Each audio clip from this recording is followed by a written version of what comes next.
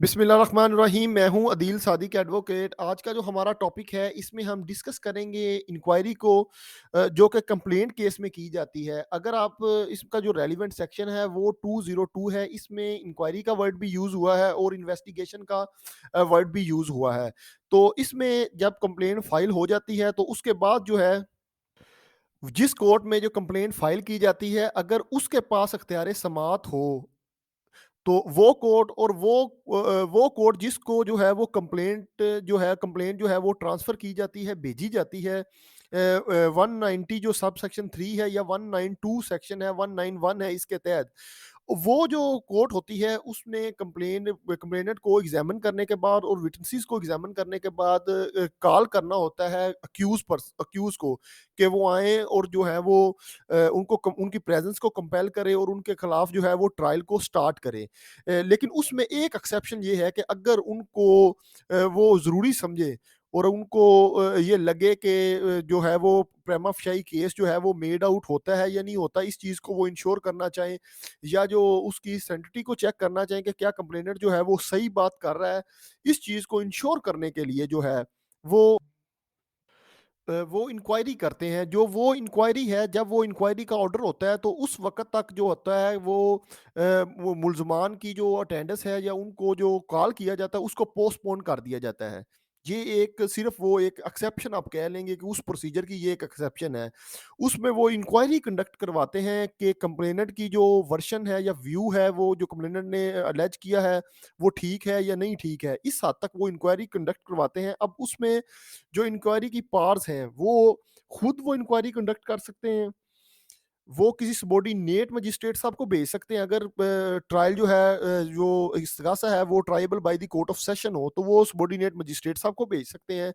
या जो magistrate section 30 हो वो उसको चला रहा हो तो वो नीचे मजिस्ट्रेट साहब को भेज सकते हैं। किसी पुलिस ऑफिसर को वो पुलिस ऑफिसर को भेजा जा सकता है। वो इसमें एविडेंस कलेक्ट कर सकता है, वो अपनी रिपोर्ट सबमिट कर सकता है और उसके बाद जस्टिस ऑफ पीस का वर्ड यूज़ हुआ है।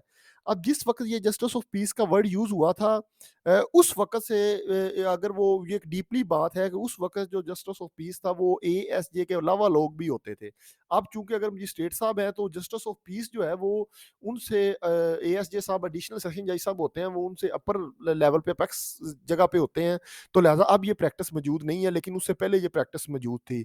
और उसके अलावा जो अदर पर्सन है, उनके पास भी जो किसी दीगर शख्स को भी उसके मुतल्लिक इंक्वायरी के लिए भेज सकते हैं, जैसा कि रेवेन्यू डिपार्टमेंट से किसी किस्म की कोई वो इंक्वायरी करवा सकते हैं। अगर किसी प्रॉपर्टी के कब्ज़े का मैटर है या उसकी पोज़ेशन को वो देखना चाहते हैं, उसकी ओनरशिप को देखना चाहते हैं, उसके क्लेम को देखना चाहते हैं, तो देन वो उनको जो है वो ट्रांसफ़र किया जा सकता है। ये एक जो है वो एक्सेप्शन है उनकी कि इंक्वायरी में पार्ट्स आपको बता दी गई हैं। तो अब इसमें जो इसकी दीगर एक्सेप्शंस हैं कि किन केसेस में जो है वो जो है वो क्या तरीकाकार जो है वो अडॉप्ट किया जाएगा। अगर तो वो कोर्ट ऑफ सेशन जो है इसको देख रहे हैं तो उस सूरत-ए-हाल में कोर्ट ऑफ सेशन जो वो पहले बात हो चुकी है कि वो डायरेक्ट कर सकते हैं सबॉर्डिनेट मजिस्ट्रेट साहब को कि वो जो है इस पर्पज़ के लिए जो है वो इंक्वायरी कंडक्ट कर लें। अगर कंप्लेंट जो है वो किसी कोर्ट ने फाइल की है तो उस वक़्त तक कंप्लेनेंट को जब तक जो अंडर सेक्शन 200 जो है वो एग्ज़ामिन नहीं किया जा सकता, उस वक़्त तक ये इंक्वायरी जो है वो कंडक्ट नहीं की जा सकती। उसके बाद जो दीगर इसकी एक्सेप्शन है वो इसके सब सेक्शन 3 में बयान की गई हैं। अगर जो इंक्वायरी के लिए कहा गया है कि किसी ना तो वो जस्टिस ऑफ पीस है, ना ही वो पुलिस ऑफिसर है और ना ही वो मजिस्ट्रेट साहब हैं, किसी दीगर शख्स को कहा गया है कि वो जो है ये इंक्वायरी करे तो उसके पास वो तमाम पावर्स होंगी। और जो पावर ऑफ अरेस्ट है, वो उसके पास नहीं होगी। अगर वो अरेस्ट करना चाहता है तो उसके लिए जो है उसको वारंट जो है वो सिक्योर करना पड़ेगा। यहाँ पर जो एक बात क्लियर होती है वो ये है कि जिस वक़्त फिर मजिस्ट्रेट साहब को इंक्वायरी भेजी जाएगी या पुलिस ऑफिसर को भेजी जाएगी, फिर उस वक़्त उनके पास वो इख्तियार मौजूद है। According to the wording of the subsection 3 ये चीज़ यहाँ पर बिल्कुल वाज़िया है। और उसके बाद जो है अगर जो वो है कोई मजिस्ट्रेट साहब जो है वो इंक्वायरी कंडक्ट कर रहे हैं तो इस सिलसिले में वो जो है वो एविडेंस जो है वो रिकॉर्ड कर सकते हैं। सब सेक्शन 4 के तहत वो ऑन ओथ जो है वो विटनेसेस की जो अगर वो जो है क्योंकि ये एक अपॉर्चुनिटी दी जाती है इसमें एक एक साइड ये भी है कि कंप्लेनेंट है उसको एक अपॉर्चुनिटी दी जाती है कि वो अपना वर्शन है उसको वो साबित करे। इस अपने वर्शन को साबित करने के लिए वो जो विटनेसेस पेश करता है तो उसकी जो एविडेंस वो रिकॉर्ड होगी वो ऑन ओथ होगी। इसके बाद जो पर्पस होता है इसका इन्वेस्टिगेशन का ये बड़ा वाज़िया है कि उसमें सिर्फ़ जो है वो कंप्लेनेंट के और प्रोसिक्यूशन के वर्शन को ये देखना होता है कि आया कि वो बिल्कुल ठीक है, अनअर्थ करना होता है, सच्चाई को सामने लाना होता है। इस पर जो रेफ़रेंस है वो 2006 है, पीसीआर एलजे 606 है। ये इसका पर्पज़ है। अब इसमें जो कंप्लेंट है इस पर एक जजमेंट है 1991 है एससीएमआर 1608 एक जजमेंट है जिसमें ये कहा गया है कि जो कंप्लेंट है वो अननोन पर्सन्स के खिलाफ फाइल भी हो सकती है और उस पर भी इंक्वायरी हो सकती है। ये एक चीज़ इस जजमेंट में मौजूद है। अब जो इन्वेस्टिगेशन जो है वो जो दौराने कंप्लेंट जो इंक्वायरी या इन्वेस्टिगेशन रिपोर्ट मांगी जाती है पुलिस ऑफिसर से और पुलिस ऑफिसर को जो वो ट्रांसफ़र होती है इस पर मुख्तलिफ किस्म के दो व्यूज़ हैं। एक जो नीचे जजमेंट मैंने मेंशन की है पीएलडी 1986 है आज़ाद कश्मीर की ये जजमेंट है 103 पेज है। उसके बाद पीएलडी 1960 ढाका है 1054 पेज है। इसमें ये कहा गया है कि जब पुलिस ऑफिसर्स को इंक्वायरी या इन्वेस्टिगेशन रिपोर्ट तलब की जाएगी तो उनके पास वो इख्तियारात मौजूद हैं जो कि 156 में हैं, सीआरपीसी में मौजूद हैं। वो अरेस्ट कर सकता है, वो क्रिमिनेटिंग मटेरियल कलेक्ट कर सकता है, कोई रिकवरी कर सकता है, वो तमाम पावर उसके पास मौजूद हैं। लेकिन इसमें एक बड़ी इंपॉर्टेंट चीज़ है कि जब उससे रिपोर्ट मांगी और उसके सामने ये बात आ गई कि वाकई ही ऑफेंस हुआ है तो वहाँ पर ये एफआईआर दर्ज नहीं कर सकता।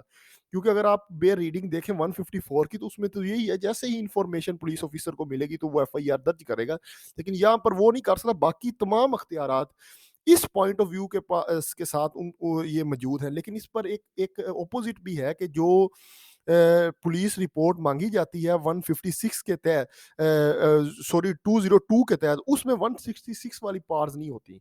ये इस पर एआईआर की जजमेंट्स मौजूद हैं जो ऑल इंडियन था वो उस पर प्री पार्टीशंस जजमेंट मौजूद है 1921-22 की, वो मौजूद हैं।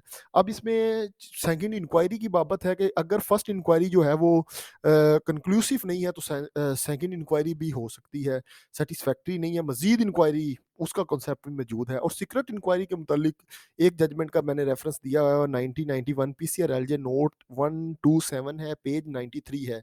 इसके तहत जो है वो सेकंड जो इंक्वायरी है जो सॉरी सीक्रेट इंक्वायरी है ये अप्रूव नहीं है। उसके बाद जो बर्डन ऑफ प्रूफ है, इसमें बर्डन ऑफ प्रूफ जो है वो कंप्लेनेंट पर होता है। कंप्लेनेंट ने जो है वो इसको साबित करना होता है। लेकिन इसमें एक बात है कि ये लीनिएंट बर्डन ऑफ प्रूफ होता है। एक होता है burden of proof to prove the prosecution case, उससे लाइटर होता है, यानी कि सिर्फ जिसको टेंटेटिव असेसमेंट के मुताबिक। इसमें सबसे इंपॉर्टेंट बात ये है कि बेयर रीडिंग से एक तो ऑफेंस मेड आउट हो और जो मटेरियल आपने साथ अटैच किया है वो आपको सपोर्ट कर रहा हो यहाँ तक। लेकिन जो डीपर एप्रिसिएशन होता है, डीपर जैसे कि at the time of trial होता है, वो मौजूद नहीं है। इस पर रेफरेंस है 1991 एससीएमआर 1608 जजमेंट है। आज का जो टॉपिक है यहाँ पर कंप्लीट हुआ। पेशेंट हियरिंग के लिए आप सबका बहुत बहुत शुक्रिया।